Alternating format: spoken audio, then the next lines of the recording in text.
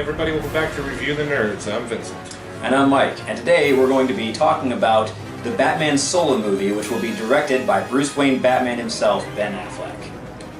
Yeah, so despite the fact that Batman vs. Superman has issues, most people agree that Ben Affleck was a really good Batman.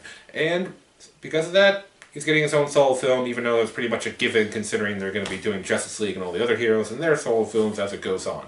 But he's also going to be directing, which is a good call because, you know, as we brought up before, Ben Affleck has really made a name for himself as a director with The Town and both Argo. And now with this new Batman film coming out, it gives you a lot of good hope that this DC movie is going to be really good. We're still a while away from it, but we can still discuss a bit about it. For instance, we're going to discuss some casting and what we're hoping will be in the movie. Now, aside from Ben Affleck's return as Batman, we also are going to have the return of Jeremy Irons as Alfred.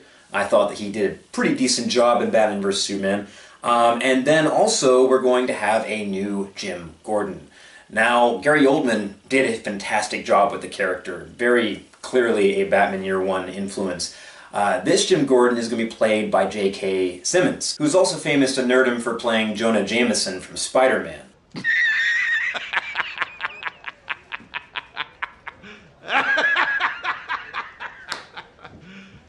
You serious? And I think he's a decent choice overall. I guess that I was kind of hoping that they'd get Bryan Cranston just because I think that he looks straight like Jim Gordon now in some of the comics, and he also voiced Jim Gordon in the Batman Year One animated movie, and I thought he did a fantastic job.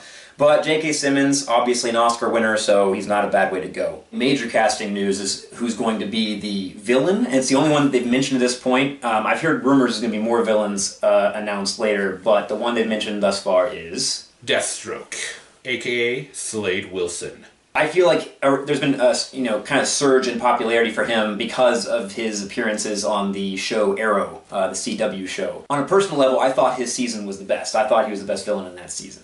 Oh yeah, no, yeah, definitely great job, and great job by the actor who played him on Arrow, Manu Bennett. I hope I'm pronouncing that correct. Yeah, no, he was really fun to watch on there. And now we have a new Deathstroke. Yes, we have a new Deathstroke. And Deathstroke, even before Arrow, was starting to really gain a lot of popularity. I mean, the character's been around for a long-ass time now, but if you're a fan of the Teen Titans cartoon, you remember him being one of the main reoccurring villain of Teen Titans.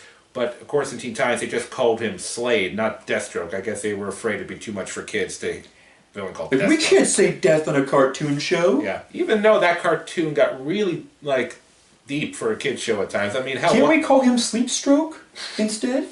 Silent Stroke. And the actor playing Deathstroke is going to be... Joe Manganiello? I don't know how to pronounce that. I'll let you say that. Joe Manganiello. Legolas? How the hell we get to Lord of the Rings here? I don't know how to pronounce his last name either. Hi, I'm Joe Manganiello. Oh man, we were way off. I bet you all the women out there know his name because he appeared as a stripper in Magic Mike. He was popular before that for True Blood, where he played a werewolf. Maybe the nerds will also love him soon because he's going to be playing an iconic DC villain. Yeah, so far I really haven't heard much of any backlash about him being casted. It seems like he's being well accepted so far. I really haven't seen a lot of his work. In fact, I'm not even sure I've seen any of his work, but that's just kind of me. I haven't seen his movies, but I've heard a lot of people say some really good stuff about his acting, so... He's a physically imposing guy. Yeah, and plus, with the way us nerds are, when we don't like somebody, the whole world fucking knows, thanks to the internet. So I'm guessing he's actually pretty good, once again, because we haven't heard any backlash. Also, there was some test footage released of the Deathstroke costume, and I gotta say, it looks pretty good. It looks right out of the comics. He's got the more modern armored look that they got going on. Also, it looked like there was some wear and tear on it to show that this is not the character's origin story, that they are going to present it as Deathstroke's been around for a while. So that's good little touches like that in the costume I like. So yeah, I mean, from what we can tell, good casting. The costume looks really good, even though the movie won't be coming out for a long while now because we still got to get through Wonder Woman and Justice League. But so far, yeah, Deathstroke seems to be going well so far. I'm on board with it, but I do have one small little criticism. It's not a criticism against the casting or against the character appearing in the movie. And this is going to lead into what I want to discuss, what I want to see in this movie. I don't think that Deathstroke in a feature film totally works as the solo villain. I think that he works best when he's a hired gun. And I think that there should be someone who has, brought him into this world, to either kill Batman or something else. But Batman vs. Superman just lends itself to have a sequel with this storyline for Batman. I think they should adapt Batman the Red Hood. I think it is the most logical progression of the story because they planted all these seeds for it in Batman vs. Superman, where you saw Jason Todd's costume with the Joker ha ha ha written across it. So you know that Batman has suffered the loss of Jason Todd in this universe. And it could be arguable that that loss has pushed him into the point of killing, which I still have a hard time accepting a Batman that kills, but if we're going to go a direction with Batman kills, let's say that probably happened because of that, okay? Something about that pushed him over the edge. So we now have a universe where we have an opportunity for several villains that have never been shown before to be in it. Black Mask is in it. He's a villain that we've never seen before. He's a crime boss. You also have, of course, the Red Hood, who is Jason Todd, spoiler? But I mean everyone knows who he is. Yeah, people should know that if you played the Arkham Knight game, or if you've read the Red Hood storyline or seen the cartoon movie that they did. If you haven't, short story. After Dick Grayson stopped being Robin and became Nightwing, Batman took on a new Robin by the name of Jason Todd. He was beaten to death by the Joker and killed. At least they thought he was killed. He reappeared years later as like a vigilante known as the Red Hood, who still takes on bad guys, but he guns them down. He's totally let go of the whole... Well, no, his idea of fighting crime is to basically take over it. He feels that if he can moderate and manage the flow of crime in Gotham, that, it would be safer under his control, I guess. But I mean, his ultimate goal, which is hidden from Batman initially, is to eventually bring the Joker and Batman face to face and to try to force Batman to kill the Joker. Offers a great opportunity to give Jared Leto another crack at the Joker, because why bother introducing the Joker in Suicide Squad as a supporting character if you're not going to give him a big part in a Batman solo movie? To me, it's just expected. Okay, you introduced him, let's use him. Obviously, there's some divided opinion about how good and successful he was as the Joker in Suicide Squad. Now, a lot of that could be attributed to reshoots and editing down and toning down his villainy in the movie. So there's a possibility that with the right direction, and we all know Ben Affleck can direct, that he can really hit it out of the park. So I'm willing to give Jared Leto, a chance here to show us what he can really do. I have heard a lot of rumors online that Jared Leto may not want to return. And that sounds like it's a possibility. Apparently he was not happy with the way Suicide Squad turned out.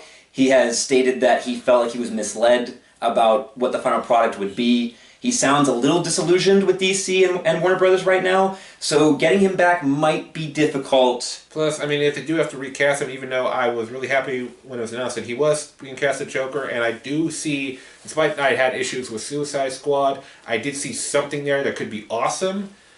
If they recast him, they could also retcon that design. Fuck the tattoos, fuck the grill, fuck damage. Doesn't have to be fucking complete classic level Joker design. I didn't like the way he played it. Like, he played it kind of like a strung out drug addict. I think a lot of that can be retconned just in better direction. Ben Affleck can mold him and push him into a better direction, I think. I'm very stoked for Deathstroke, but when Mike first started talking about this earlier, I do agree that the Red Hood would be a great introduction, because here's what we could do. Okay, so we have a universe where Batman, for whatever period of time, whether it was because of the Red Hood or not, has been killing. If, because of the death of Superman, Batman is now going back to his no-kill code of honor, then who would be best to really test whether or not he's committed to going back to that code than the Red Hood? Because that's what the character's about. The character challenges him on his no-kill code. Plus, since we have Deathstroke, here's another thing. Deathstroke is a very powerful motherfucker, okay? He has increased strength, increased reflexes, and he has a healing factor. So if they brought Red Hood into this, think about it. First, we get the character growth about Red Hood challenging Batman on his no-kill code. Then, this is just me being kind of like a fanboy here. It'd be so cool if at the end, because Deathstroke being a metahuman, as awesome as Batman is, having Batman and Red Hood team up to take down Deathstroke at the end. So we have cool character growth here, and we could have possibly fucking awesome like final battle sequence where it's a 2-on-1 fight against Deathstroke. I mean, I think that'd be pretty badass. I mean, I think that it would make it unfocused, personally. Because, the focus at the end is completely on Batman, Joker, and Jason Todd. I feel like if you threw in a Deathstroke thing at the end there, it would take away some of the dramatic tension. I mean, because, if you've read the comics or seen the animated movie, that finale where he is trying to force Batman to kill Joker, that is all the finale you need. I mean, that's a huge moment. Now, in the comics, in the story, Deathstroke is included because he's hired by Black Mask, I believe, as part of the team to try to hunt down and kill Jason Todd. And I think that he works as a hired gun, so that's how I think Deathstroke would work best in this movie. Now, I think he's a foil and an antagonist to Jason Todd, and because Batman, doesn't want to see Jason Todd get killed, obviously he gets in between them and stuff. But I think, though, that should be resolved before the actual climax, and the actual climax should just be between Jason Todd, Batman, and Joker, in my mind. Another reason why Red Hood is a really logical step for the series to take is that, like Vincent said, it makes Batman reevaluate his codes, his ethics, and why he is a superhero, why he does what he does. It makes him look back over the choices he's made that has brought him to this point. So because they're not going to do another origin story, and neither should they, we've seen the Batman origin story enough, and you can't. Martha, bang! Oh God. No, don't bring up Martin. I don't want to ever hear the name Martha again at this point. Why did you say that name? I don't think you could do it much better than Batman Begins did it. Okay, so we're good. Got the origin. But what this does is it kind of gives us thematically in origin, because it makes him look back over why he is Batman. And I think for reintroducing Batman on a solo movie back to the audience, it's a perfect way to do it. And I'd be disappointed if they don't go that way. And I'm starting to get worried they're not going to, because they haven't made any further announcements that give me the impression that they're going that direction. I mean, yeah, Deathstroke they mentioned, but at this point they're making it seem as though he might be the main threat. I really feel like he needs to be a hired gun for a larger threat. Also, other opportunities this presents is, for the first time cinematically, to introduce Nightwing. Because Nightwing's part of the comic. I mean, we've seen Dick Grayson as Robin, but we've never seen Dick Grayson as Nightwing, and I think that it's very, very arguable among people that that's when he's at his coolest. Of course, there's a lot of conflict between Nightwing and Batman in the comics, too. Ton of conflict, yeah. There's a ton of conflict, but you could argue the fact that he has a failed son, someone who, he feels like he failed in Jason Todd, and he has a son that, even though there's some conflict between them, that Nightwing has turned out okay. Plus, I mean, I know a lot of fans have been wanting to see a Nightwing movie, or at least him appear in the DC Cinematic Universe. So, I mean, that would be some good fan service. Once again, he's a natural part of the story, so it's not like they're oh, you want Nightwing? Here's some Nightwing! Like, no, he'd be there naturally, so everyone would really dig that.